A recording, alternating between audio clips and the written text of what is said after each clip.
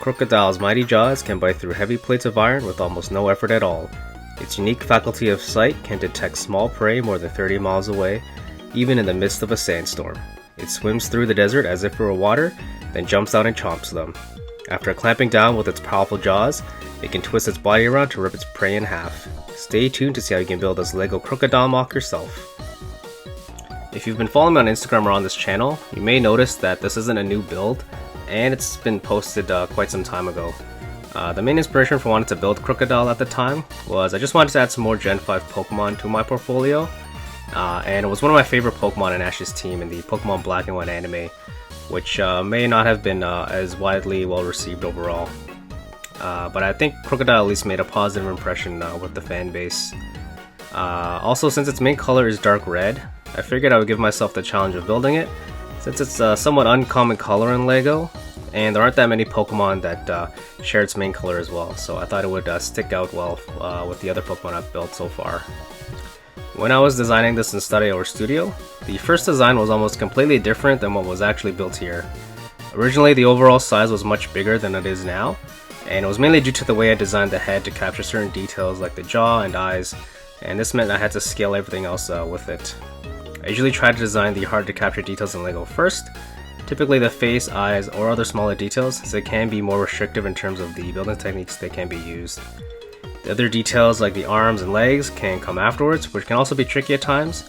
And then finally the body, tail, and or wings, if they have them, come last, as they can be more forgiving. After I was done with the initial design, I compared it with some of my other MOCs that I built, and it ended up being bigger than I wanted since it's taller than some of the larger Pokemon MOCs. So I ended up scrapping most of the design except for a few parts like the arms and tail, and basically started back near the beginning. In the second iteration, which is what you see here, I completely redesigned the head to make it more compact while still retaining the core features to tie it back to its official design. This let me scale down the rest of the body and legs, which took some tweaking, but it helped to reduce the overall part count, which was an added bonus. There's quite a lot of articulation in the head, as it's attached using a mixer style ball joint, so you can rotate it and angle it side to side, and up and down as well. The jaw is attached using some clips and bars, so you can have it open quite wide, or have it close, but you can't fully close it shut just because the bottom teeth do get in the way. But you can have it in a neutral or natural position like this. If you look at the official design, the eyes sort of look like pinholes, which makes sense since it has to protect itself from the sand, since it's a desert biome Pokemon. And I used the 1x1 stud with the horizontal bar in light bluish gray to represent that here, which also helps to attach the overall eye subassembly. So you can angle the eyes up and down just to give it some different expressions. Maybe it would make it look more aggressive or neutral like this. Taking a look at the arms, they're pretty simple and have articulation in the shoulders, elbows, wrists, and fingers. You can rotate the entire arm forward and back, and up and down from the side, since it uses that tap piece in dark red, which can be fairly uncommon. You can also bend or have the elbows straight out, and you can also bend and rotate the wrists since they use the same tap piece as well. And then you can pose each of the fingers since they use that bar insert piece with a bar at one end, which at the time of designing only came in a handful of sets, but I think since then has been released in a few more sets, so it might be easier to source. And then the claws are done using the cow horn piece in white, since I thought it matched the official design a bit better than the small barb piece, which is used for the teeth and feet you see here. The only drawback is that they can be quite expensive. However, I found that buying them off the LEGO Pick-a-Brick site is much cheaper, but can take longer to ship. And you may want to consider buying some other parts with that order, since under a certain threshold, LEGO does have a picking fee on smaller orders. Looking at the main body, the interior is mostly made up of plates and snot bricks, and are covered off with tile slopes and curved slopes like with most of my other builds.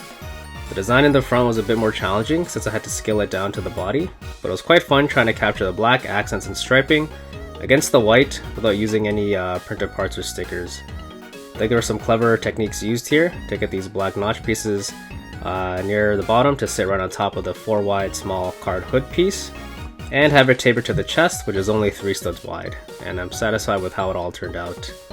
Coming around to the sides and the back, you can see the black striping continuing throughout, and I use these 1x1 cheese slope pieces to represent the spikes, which then follow down to the base of the tail. So for the legs, they aren't too complicated and only have articulation at the hips and ankles. In the official artwork, the knees don't look too pronounced, so I opted to simplify the design here and didn't add any knee or knee articulation.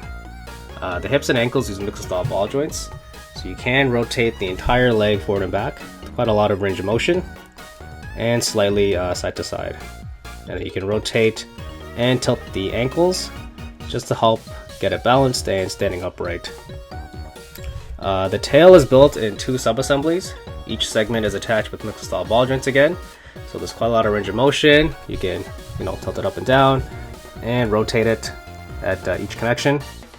And I tried to keep the dark red and black color blocking and striping throughout while having it taper to the end.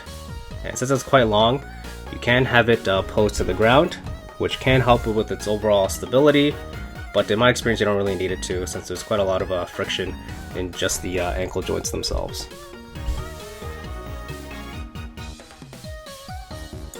For those of you wondering, this is how it looks scaled up to a random minifigure.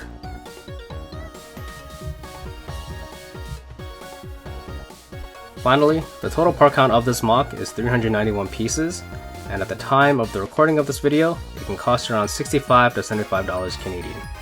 Please keep in mind this does not include shipping or handling, and your final cost may vary.